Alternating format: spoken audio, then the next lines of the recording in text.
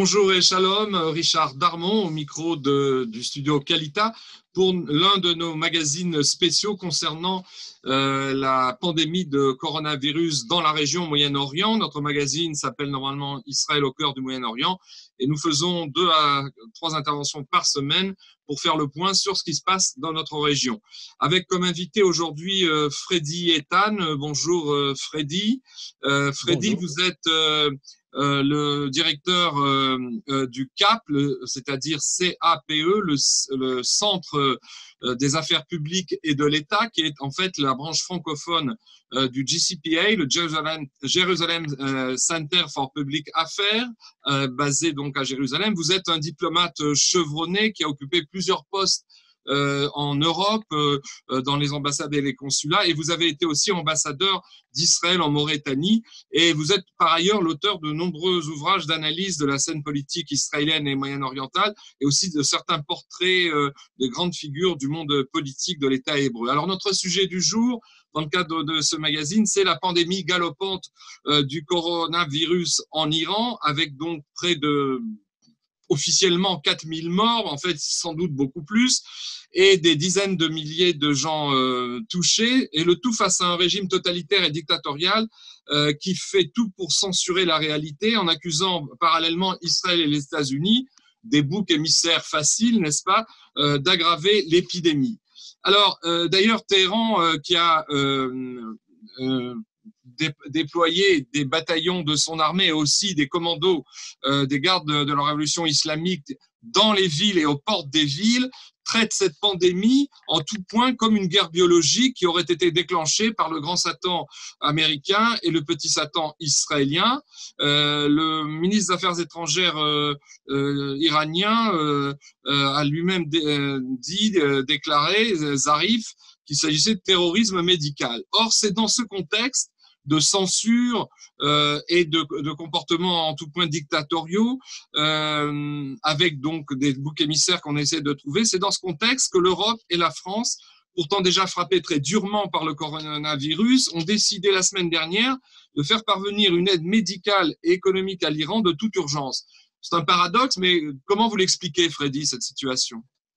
Écoutez, tout d'abord, il faut dire que la pandémie du coronavirus a changé complètement la géopolitique planétaire, mais aussi, surtout au Moyen-Orient. Parce que au Moyen-Orient, je dirais que c'est le berceau des 3 religions monothéistes, où le nombre le plus important est concentré donc dans cette région, et le nombre important de religieux, de pèlerins, et aussi de lieux saints à haut risque. Et donc, les habitants, je dirais, les habitants qui se trouvent depuis des millénaires, ont donc changé complètement chez les juifs comme chez les musulmans et aussi les chrétiens, ont changé complètement leurs habitudes et ont refusé le confinement. Donc, pour eux, il est clair que la croyance était importante, mais les autorités, craignant évidemment le pire, ont essayé de faire appliquer la loi. Alors, comment ils font ? En Iran, par exemple, les autorités profitent donc de cette crise pour maîtriser d'abord les opposants et éviter des manifestations. Comme vous le savez, il y a eu des manifestations que nous avons connues il y a à peine quelques mois où il y a eu plus de 4000 morts et que les gardiens de la révolution ont réprimé avec une violence terrible. Et aussi, on adopte donc aussi une politique mensongère. Et d'abord sur la crise, sur les contaminés, les chiffres sont dissimulés d'une part, et évidemment, on a vu avec le cas, comme vous le souvenez, du crash de l'avion Boeing d'Ukraine Airlines, où on avait dit que c'était pas un missile qui a abattu, mais que l'avion s'est écrasé accidentellement. Et on sait exactement ce qui s'est passé. Donc, il y a ça, mais d'autre part aussi, Et c'est pour ça que c'est encore plus compliqué. On profite donc de cette crise pour dissimuler les sites nucléaires et la poursuite donc du programme nucléaire. Et dans ce contexte-là, on menace les États-Unis pour dire que vous avez parlé du Satan, du grand Satan, on menace les États-Unis de ne pas lancer des raids contre, évidemment, des attentats qui pourraient être surtout en Irak. Et comme vous le savez, en Irak, il y a une grande majorité de chiites. Oui, et donc en Irak, on a vu ces derniers jours que les milices chiites avaient repris leur bombardement des bases et de certaines bases américaines, donc sur ordre de Téhéran. Alors, comment pour en venir à ce positionnement de l'Europe tout de même assez surprenant, comment vous expliquez que l'Europe, qui avait déjà manifesté sa sympathie vis-à-vis de Téhéran en voulant continuer à faire des affaires, en essayant de contourner les sanctions américaines, comment vous expliquez qu'en pleine crise, alors que on a affaire dans les grands pays européens à une situation catastrophique, c'est le cas de la France, la Grande-Bretagne, l'Italie et l'Espagne, eh bien l'Europe s'est dépêchée au chevet de l'Iran? Écoutez, on assiste à une campagne généralisée dans les médias européens en disant qu'il y a évidemment un désastre sanitaire.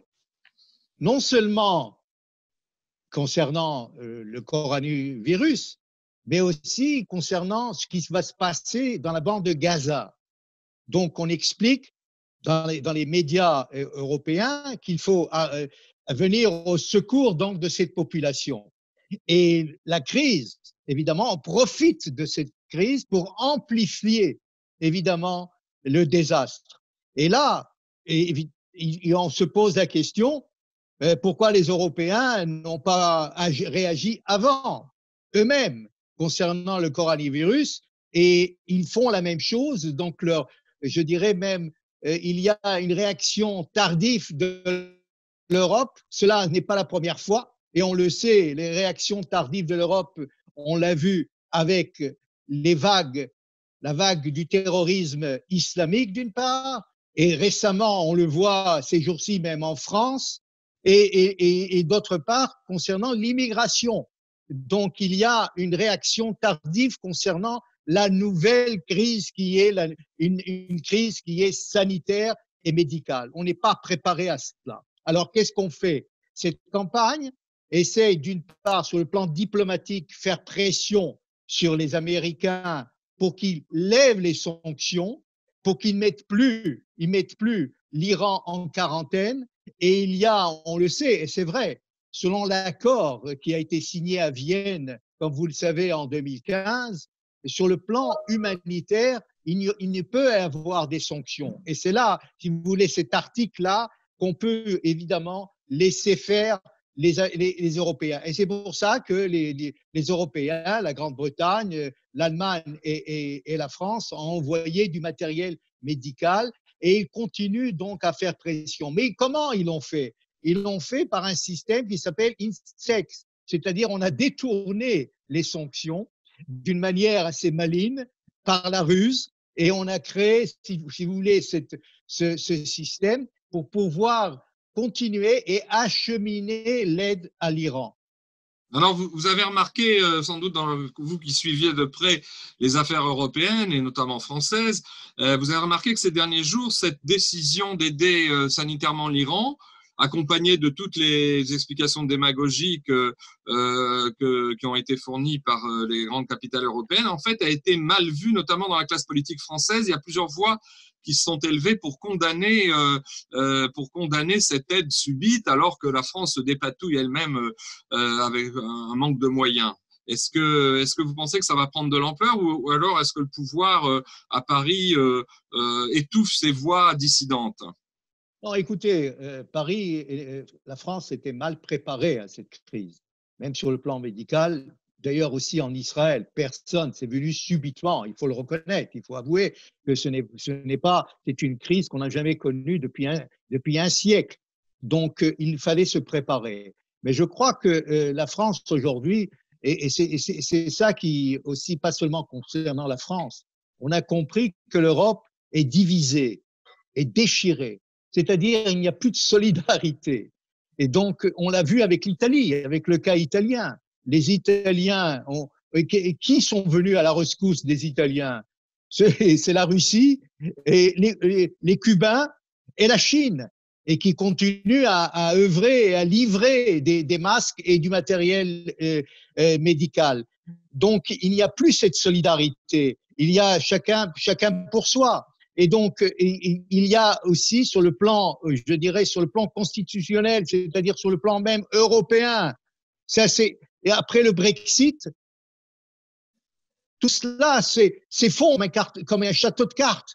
Et donc, il faudrait, particulièrement pour la France, et concernant d'autres crises, concernant le terrorisme comme l'immigration, il faudrait trouver une solution, car si cela continue, cela pourrait avoir d'autres crises après la pandémie. Donc, après cela, il faut réfléchir à après, parce que après, il y aura sans doute une vague de terrorisme islamique. Aujourd'hui, les islamistes sont évidemment, il y a un terrorisme, je dirais, latent, bien préparé, et comme vous le savez, le terrorisme se prépare et il est là pour se préparer. Il faut avoir un certain temps, un laps de temps pour préparer donc les actes terroristes. Et aussi, il faut dire, concernant par exemple le coronavirus en France, il faut déplorer ce qu'on a fait avec le médecin Didier Raoult, comme vous le savez, avec la chloroquine, et où on voit même un dessin de Plantu qui évidemment dérive et met l'attention non seulement sur la France, mais il parle effectivement des soldats israéliens mettent en quarantaine, donc avec des masques, des Palestiniens. Oui, et ce, alors que la situation à Gaza est peut-être inquiétante, mais pas aussi tragique que dans d'autres parties du Moyen-Orient. Pour en revenir enfin à ce qui se passe en Iran, il y a tout de même on a relevé ces dernières 48 heures une contradiction dans le discours officiel iranien, puisque le président iranien Hassan Rouhani a fait une déclaration importante hier en disant que textuellement, les sanctions n'empêchaient pas le régime de combattre contre la pandémie, et des propos un peu étonnants, puisque son ministre des Affaires étrangères, Zarif, je le citais tout à l'heure, a lui au contraire dénoncé en fin de semaine dernière le terrorisme sanitaire des grandes puissances, et notamment des États-Unis. Alors comment vous expliquez que ce régime iranien parle à deux voix, parce que le président dit une chose, le ministre des Affaires étrangères en dit une autre qui est tout à fait contraire? Est-ce que c'est un signe d'affolement, ou est-ce que c'est une tactique de ruse bien comprise? Oui, on connaît effectivement la rengaine. Évidemment, dans ce contexte-là, le régime iranien des ayatollahs joue un double jeu. Et le double jeu a été toujours vis-à-vis d'une part, c'est comme exactement, je donne l'exemple d'Arafat. L'Arafat, par exemple, parle à sa population en arabe un autre langage qui parle, c'est pas le même langage qu'il dit dans les cercles diplomatiques ou même vis-à-vis des chancelleries. Donc, c'est la même chose. Zarif est là pour expliquer au monde entier comme quoi l'Iran n'est pas capable aujourd'hui, d'une part, de produire une bombe atomique, mais aussi n'est pas capable de gérer la crise parce qu'il y a des sanctions. Mais il y a là une situation beaucoup plus grave, parce que demain, les Iraniens, d'abord, on ne sait pas combien, le chiffre est tout à fait, on parle aujourd'hui de 3 000 ou 4 000, mais aujourd'hui, les contaminés, ceux qui ont été atteints par la maladie, sont beaucoup plus nombreux. Et certains chiffres, parce que l'Internet ne joue plus aujourd'hui en Iran, il y a des problèmes de transmission, contrairement à ce qu'on a vu avec les manifestations. Il y a une censure très sévère et on ne sait pas ce qui se passe dans les petits villages. Et donc, dans ce contexte-là, les Iraniens, les ayatollahs, le régime, essayent de museler et réduire la liberté d'expression. Et là, c'est une situation qui est dans tous les régimes totalitaires. Il y a ce double langage vis-à-vis de la communauté internationale et vis-à-vis de la population. Je donne un autre exemple qui est notre voisin, c'est l'Égypte de Sisi. L'Égypte de Sisi, il y a un problème en Égypte. Comme vous le savez, l'Égypte et il y a plus de 90 millions d'habitants. Et aujourd'hui, on ne sait pas comment ils vont gérer la crise. Donc, et là aussi, il y a dans les prisons, il y a beaucoup des arrestations qui ont été faites après la révolution, donc contre Morsi. Et donc, qu'est-ce qui s'est passé? On a mis en quarantaine, non seulement en quarantaine, derrière les barreaux, les frères musulmans. Aujourd'hui, il y a une révolte dans les prisons, et il est présent aussi en Iran, et donc on est obligé de les libérer, et donc il y aura un chaos non seulement sur le plan économique, comme ça existe d'ailleurs au Liban aussi. Donc toute la région est là, et il faudrait se préparer, et donc c'est pour ça que la géopolitique a complètement changé au Moyen-Orient, et d'une façon tout à fait différente. Ce n'est plus les menaces des fusées et autres, mais c'est toujours l'arrière qui est victime. C'était hier vis-à-vis des fusées, vis-à-vis des missiles, et aujourd'hui vis-à-vis de cette maladie. Alors, dernière question concernant justement l'Iran, Freddy. Est-ce que c'est une question que j'avais déjà posée à un autre spécialiste il y a quelques jours? Est-ce que vous ne pensez pas que le cocktail d'un régime totalitaire aux abois, une dictature oppressante qui bafoue les libertés et qui n'a aucun problème pour tirer sur des foules avec les mitrailleuses, comme on l'a vu ces dernières années dans les manifestations économiques des Iraniens eux-mêmes, est-ce que ce cocktail entre un régime totalitaire qui est maintenant encore plus aux abois à cause de cette pandémie, qui n'arrive pas à la gérer, est-ce que ça ne risque pas de mener à des fuites en avant, pas seulement les petites bavures qu'on voit en Irak où on tire sur les bases américaines, mais est-ce qu'à un certain moment, si les Iraniens sortent dans les rues, ce n'est pas encore le cas, mais s'il y a vraiment un mouvement de révolte que le régime n'arrive pas à endiguer, est-ce qu'on ne peut pas craindre une fuite en avant dans le cas justement d'une crise pandémique accélérée où le régime jouerait son va-tout en essayant peut-être de s'en prendre à Israël avec ce qu'il a comme missile? Est-ce que c'est pas ce scénario catastrophe là de plusieurs crises qui se superposent? Est-ce que c'est une vue de l'esprit ou est-ce que c'est quand même quelque chose qu'Israël devrait suivre de près? Oui, Israël doit être vigilant, évidemment, parce que le problème est parce que l'Iran, c'est à nos portes, c'est-à-dire c'est le Hezbollah, c'est le Liban. Et donc, c'est un satellite, comme vous le savez, de l'Iran. Et le Hezbollah aussi, parce que je parlais tout à l'heure du Liban, parce qu'il y a une crise financière terrible au Liban. Institutionnelle, oui. Oui, oui, et aussi bancaire et autres, sur tous les plans. Donc, dans ce contexte-là, le jeu celui qui va faire la pluie et le beau temps, c'est Nasrallah. Et Nasrallah, évidemment, attend le feu vert des ayatollahs pour trouver le moment propice pour s'attaquer à Israël.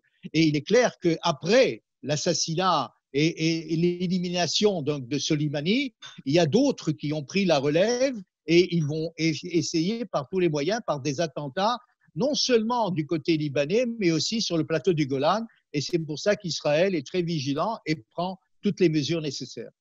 Eh bien, nous arrivons au terme de ce point sur les conséquences, les implications du coronavirus sur la région et la géopolitique régionale.